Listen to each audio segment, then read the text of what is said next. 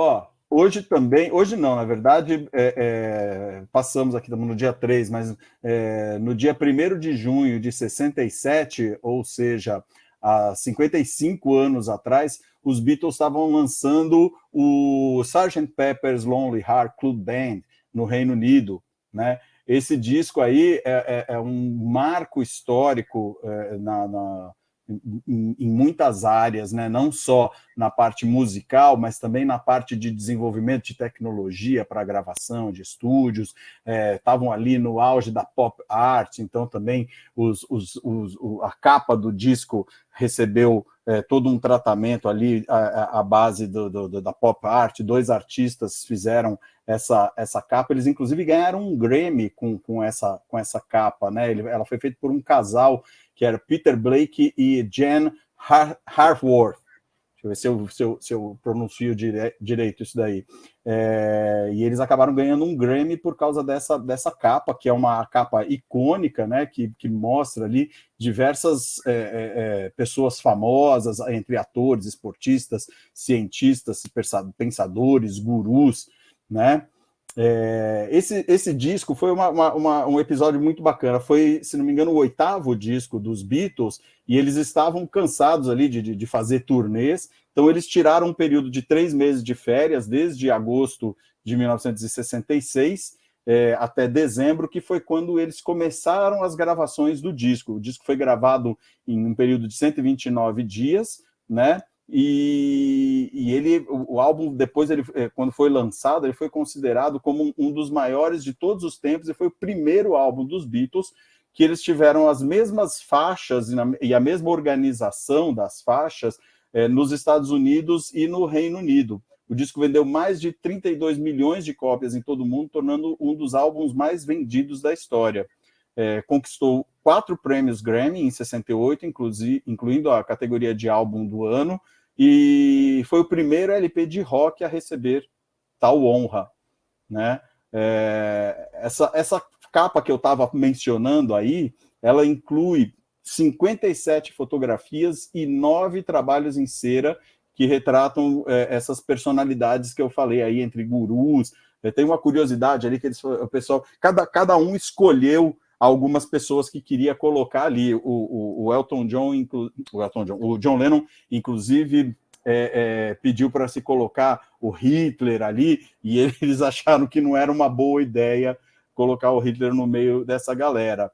Questionaram por que não colocaram o Elvis Presley, e na época falaram assim que o Elvis Presley estava muito acima de tudo, que ele era o rei e ele não podia estar ali no meio de figuras tão populares, que ele estava acima disso. Inclusive tem uma história interessantíssima aí entre Beatles e Elvis Presley, né? Que o tempo que o Beatles teve uma carreira relativamente curta, né? De mais ou menos de 62 até 69, né? Tiveram 7, 8 anos de carreira.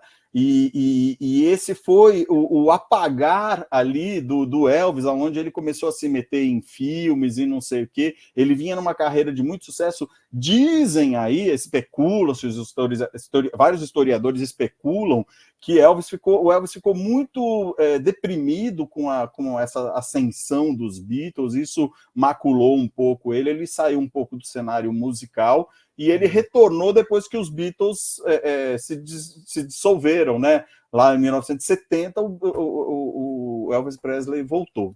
Bom, mas voltando para o Sgt. Pepper's, que é o foco da conversa, né?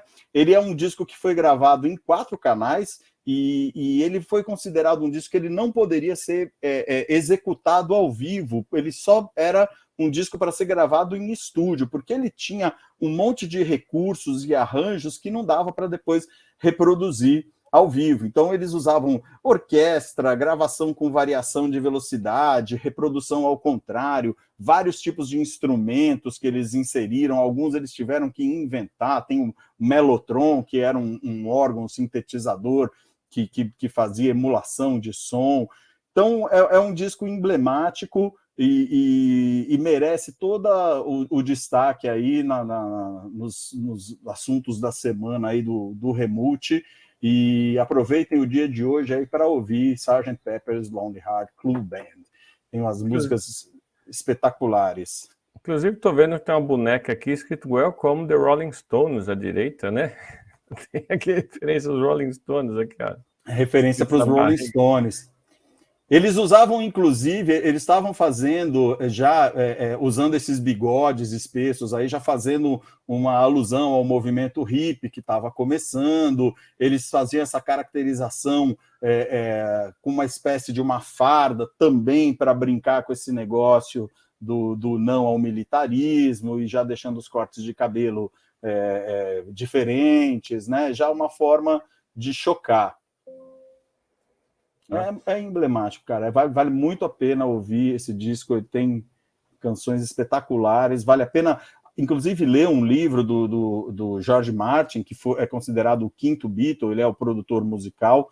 Ele escreveu um livro só sobre o Sgt. Pepper's, faixa por faixa, como que ela foi gravada, que tipo de equipamentos eles usaram, como foram feitas as composições, os arranjos, e foi também aonde o Paul McCartney despontou como uma assumidade, um gênio na parte de criação musical e melódica, né? Que ele é mesmo, né, cara? Uhum. Tem uma outra curiosidade aqui nessa capa, não sei se é esse que está com o meu cursor aqui em cima no cantinho. Se eu não me engano, esse é o senhor Aleister Crowley.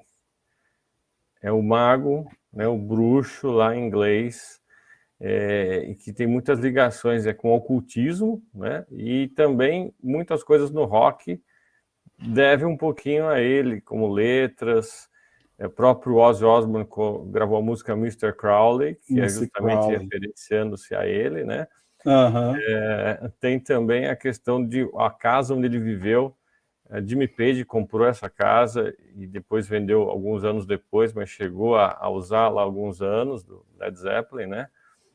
O próprio David Bowie também fez alguma música usando letras aí baseada nele. O próprio Raul Seixas também tinha alguma coisa que fazia alusão ao ocultismo, né? Então, o Crowley aí tem uma presença marcante aí nas músicas de rock.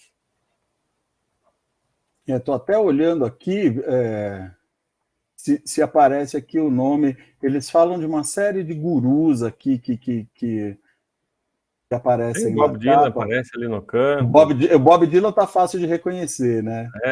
Acho que é o único que o Bob Dylan, a Marilyn Monroe, né? Uhum. O gordo do gordo magro, Karl Marx, né? Pessoal.